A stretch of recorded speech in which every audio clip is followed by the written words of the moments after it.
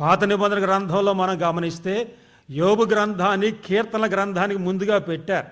ఎందుకు పెట్టారంటే దావీదు కాలంలో ఆయన జీవించినటువంటి వాడని కాదు.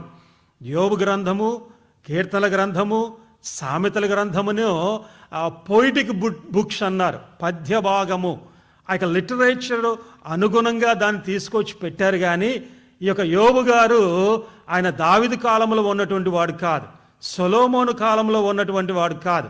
ఆయన ఆది కాండములో సంఘటనలు జరిగినాయి కదా, ఆ వ్యవధి కాలంలో ఆయన జీవించినట్లుగా చరిత్రలో మనం చూస్తూ ఉన్నాం.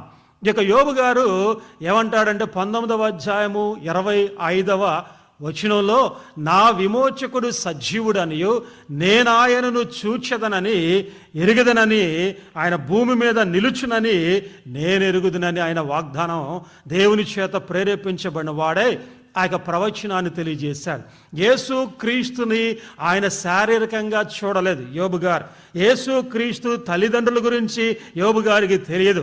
కానీ ఆయన దేవుని ఆత్మ చేత ప్రేరేపించబడిన వాడే, అభిషేకించబడిన వాడే యేసు క్రీస్తు వస్తాడు అని, ఆయన సమాధి చేయబడతాడని, ఆయన 3వ దినమున తిరిగి లేస్తాడని ఆయనను గురించి ఆయన ప్రవచనమును తెలియజేశాడు.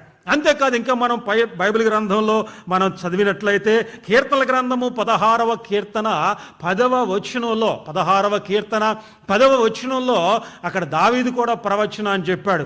ఏమని చెప్పాడు? నీవు నా ఆత్మను పాతాళములో విడిచిపెట్టవు, నీ పరిశుద్ధుని కుళ్ళు పట్టనివ్వని కీర్తన 16వ కీర్తనలో యేసుక్రీస్తు పునరుద్ధానమును గురించి తెలియజేశాడు. దావీదు వంశములో నుంచి జన్మించినటువంటి వాడు ప్రభువు అయినటువంటి యేసుక్రీస్తు.